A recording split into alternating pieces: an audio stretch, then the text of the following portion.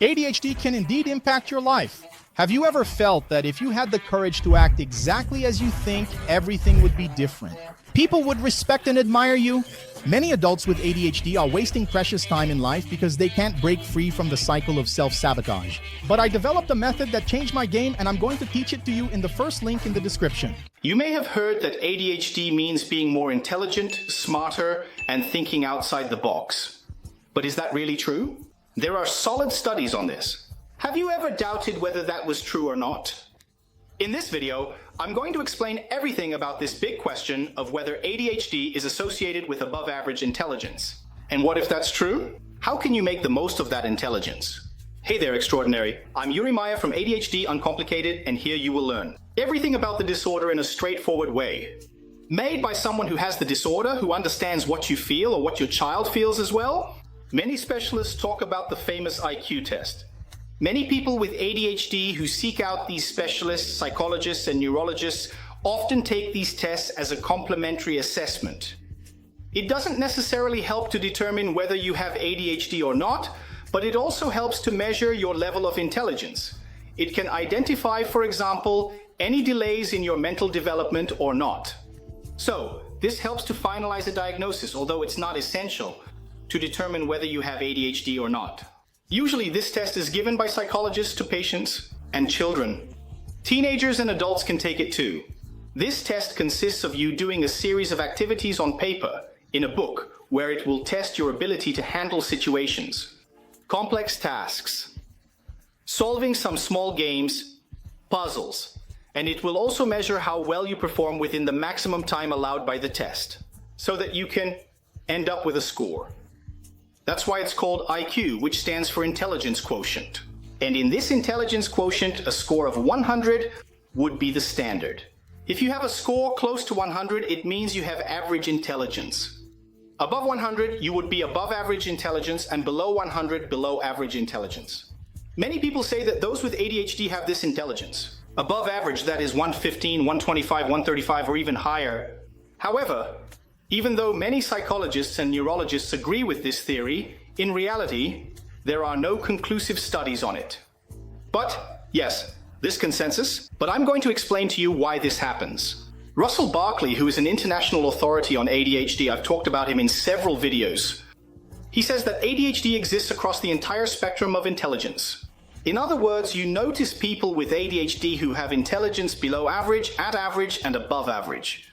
In fact, Barkley mentions that in some studies, children with ADHD actually have a tendency to score below average on the IQ test compared to other children who were assessed in those specific studies, being able to score 7 to 10 points below the average of those children. But there's an explanation for that too. This small difference in scores is pretty much what you already notice in the score differences of a school test. For example, the IQ test doesn't just go into your head. It calculates your intelligence and gives you a number. It also requires that you have your executive functions well adjusted, because it will also require attention to take the IQ test. That's why the other problems, the other issues that ADHD imposes on our lives, they are also present at this moment. I remember very well that the last time I took an IQ test, I was 16 years old. I did it back when I was getting my diagnosis, when I was about 8 years old. I took an IQ test, scored a certain number, and I took it again for the last time when I was 16, which coincidentally gave the same score. I remember when I took the test, I did the IQ test, handed it over to the psychologist, who went to correct it in another room because it was an isolated room. And I took the test, and then I handed it to her to correct it with the answer key. And a few minutes later, she came into the room and showed me 2 or 3 questions that she asked me to reread. I said, Yuri, do this one, this one, this one, come on, give it a try and do it again. And I really noticed that they were items I had gotten wrong, purely out of inattention, that I said to myself, wow, because I marked this option here. It was definitely another option, so from a test that had, 50 questions, there were about 3 that she picked and asked me to repeat, as if she was saying, she didn't explain it, but it felt like she was saying, this isn't because you don't know how to do it, especially with more complex questions on the test. She asked me to redo those 3. In that whole test, I had to take, but those 3 she asked me to redo. Now imagine if I had handed in the test like that. the test, the exam, and she hadn't had the sensitivity to ask me to redo those 3 items. Probably I would have gotten them wrong, and the exam, the score that would come out would be lower than it really is. Therefore, IQ tests as well as school exams require other skills. Many other skills than just having intelligence. That's why people who are said to be, wow, you're indeed so smart, and then you get a bad grade. It's because ADHD isn't necessarily affecting intelligence. Doing a well-done test doesn't necessarily mean you have to be intelligent. But sometimes a person who is less intelligent than another because they are more dedicated, focused, and having their executive functions well organized and ready for carrying out that task, can do much better. Taking tests and doing everyday tasks involve self-control, working memory, whether you're impulsive or not when you glance at a question. The answer is 3. But you didn't stop to pay close attention and see that the answer was actually 6, I don't know. But there's one detail. Remember that usually people, psychologists, doctors say that those with ADHD have above average intelligence and that this is notable. This in fact is a perception that was even mentioned in a study conducted by USP. In approximately 2013, they gathered 77 volunteers from Mensa. It's an international organization that brings together people for various purposes and goals. People who have above average intelligence, above a certain score.